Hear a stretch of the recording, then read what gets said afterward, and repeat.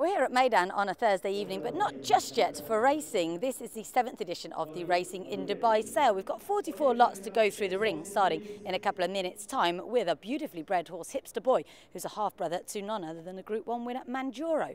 Later on, we've got Night Castle, who's a half-2 heavy metal. I think he's going to be all the rage, and so many siblings of Group 1 winners, including one who's related to Viva Pataka. Doesn't seem all that busy, so we'll see just how strong trade is over the next couple of hours.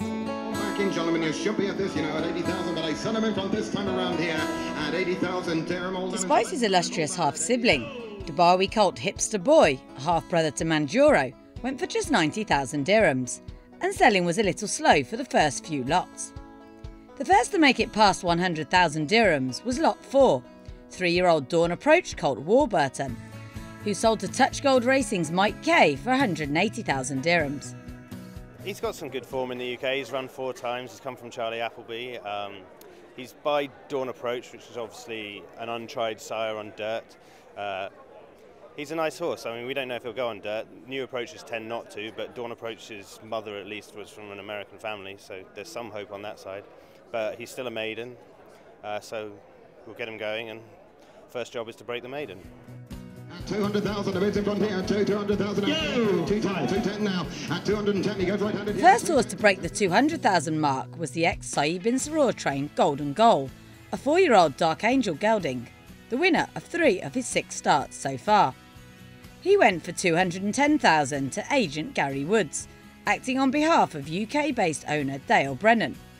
He went on to sign for 2 more, Gamelati's brother Illusional for 90,000, and the 94 rated Pouvoir Magique for 225,000. Hammers up, had his time, gonna sell him here at 225,000, all in and sold at 225. The most expensive one was Pouvoir Magique. What did you like about him? He's obviously got the carnival rating of 94, which is means he can go straight into the carnival. He's he's still unexposed as a 4-year-old. What I liked about him when I inspected him yesterday was he's a big individual. He should take the regime out here, and there's a chance he'll act on the dirt. If he doesn't, obviously he's got a carnival rating that can put him straight onto the turf races. But he comes from a good stable, obviously John Gosden, and hopefully there's more to come from him. And can you say who's going to be training these horses? Yep, they're going to Doug Watson. He's taking them on behalf of the client. 3-year-old gelding Daltrey, formerly with John Gosden, went for 180,000 to Muhammad Amin, acting for His Excellency Sheikh Abdulaziz bin Humaid Al Nuaimi. The same buyer also stepped in for the 80-rated Fitzsimmons, winner of 1 of his 5 starts, who also went for 180,000. So this time at 180,000, all done and sold at 180. It was good to see some new buyers in action, and Fadi Shamas splashed out 85,000 for 3-year-old Invincible Spirit gelding Branscombe, a 3-time winner for Mark Johnston. What did you like about Branscombe? Well, Branscombe has run a lot this year and has run very well. I like that it's running with Mark Johnston. So it's fit because he runs them a lot, and he's been running on both turf and sand, and he's done well on both. He's rated well, so yeah, I thought he will do well, and he's run recently as well. So that's all positive. Yeah. Brilliant. And you're going to send him to Erwin Sharpie? Yes, Erwin Sharpie will train him for me.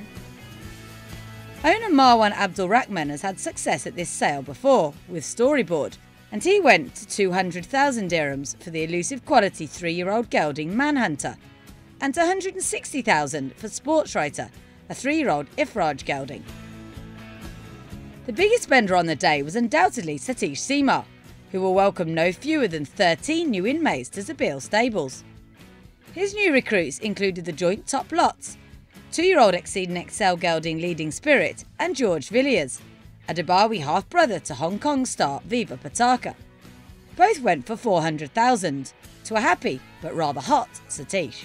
To start with, I liked everything else, but I need to tell Meydan that they need to put more coolers here, because I'm surprised nobody's collapsed here.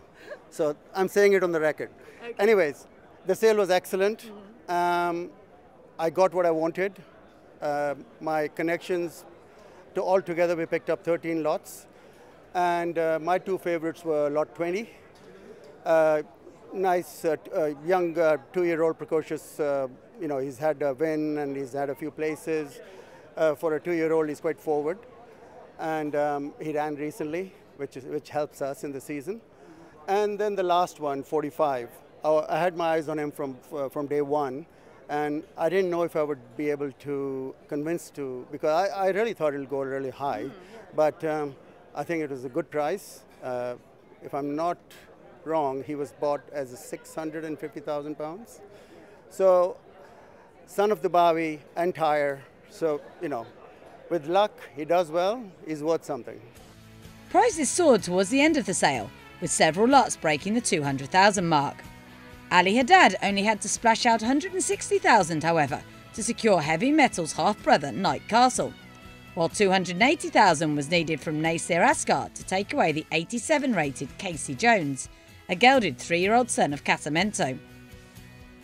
Ali Rashid Al-Rahi bought 2, unraced Teofilo 2-year-old Boscanero for 65,000, and Endless Gold, a 75-rated maiden, for 250,000.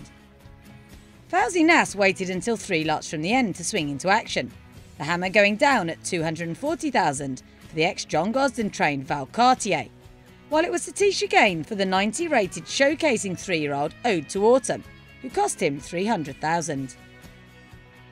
The Al Bathi Equiworld Racing in Dubai September sale saw all 44 lots sold for a total of 5,360,000 dirhams.